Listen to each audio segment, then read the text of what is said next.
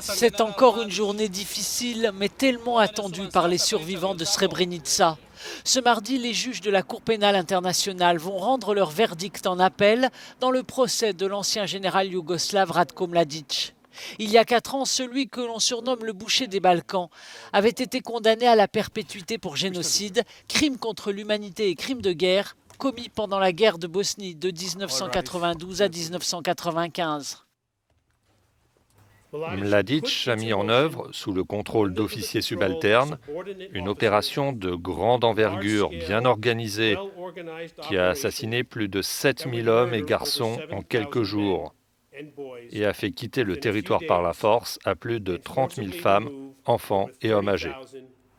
Mladic, encore considéré comme un héros par de nombreux Serbes de Bosnie, avait été arrêté en 2011 après 16 ans de cavale. Il avait fait appel de son jugement.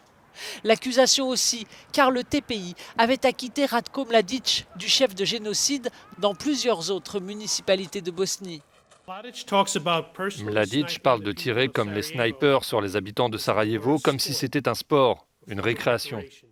Les familles des victimes présentes à La Haye attendent beaucoup de ce procès, comme cette mère qui a perdu 2 fils à Srebrenica.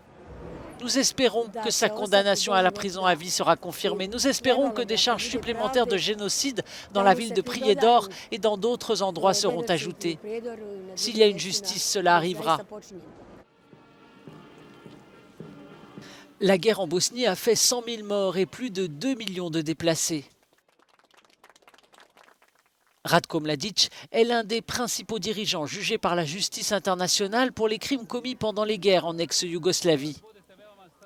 Avec l'ancien chef politique des Serbes de Bosnie, Radovan Karadzic, condamné à la prison à vie en 2019, et l'ex-président yougoslave Slobodan Milosevic, mort d'une crise cardiaque en prison en 2006.